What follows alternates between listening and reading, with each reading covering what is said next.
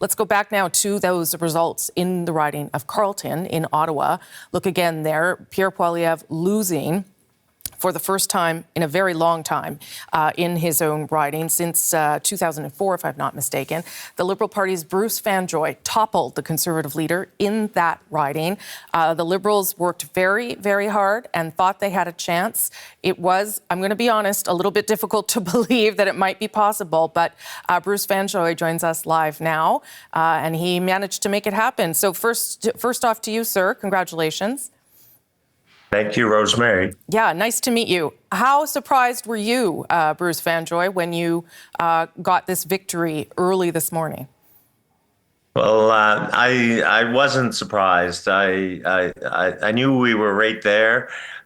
We focused on the work we had to do. I've been at this for over 2 years, and had thousands upon thousands of conversations with voters in Carleton. So I knew we had a great deal of support. Ultimately, we put ourselves in the hands of Carleton voters, and I can't say how thankful I am to all of our volunteers who worked their behinds off a long time, and supporters across Carleton. What do you think made the difference here then, Bruce Fanjoy? Because Pierre Poilievre has been a popular MP for that riding for a long time. What was the difference? Was it just that you had been working so hard behind the scenes, or was there an issue you were hearing about at the doors? Well, the main issue, of course, is Donald Trump and tariffs, and the people of Carleton were looking for serious leadership. Who's going to be able to address the crisis that we have thanks to the American administration and their tariffs? Who's going to stand up for Canadian industry, for Canadian jobs, and for Canadian families in order to weather the storm? And they concluded that Mark Carney and the Liberals were the best qualified to deal with that. What about the issue of the longest ballot, Bruce Fanjoy? That was the longest ballot initiative protesting the first past the post movement, decided to target that riding. There were 91 people on the ballot. It made for an extraordinarily large ballot and a difficult count for people in the riding. Do you think that had any impact at all? I don't think it had an impact on the outcome. I'm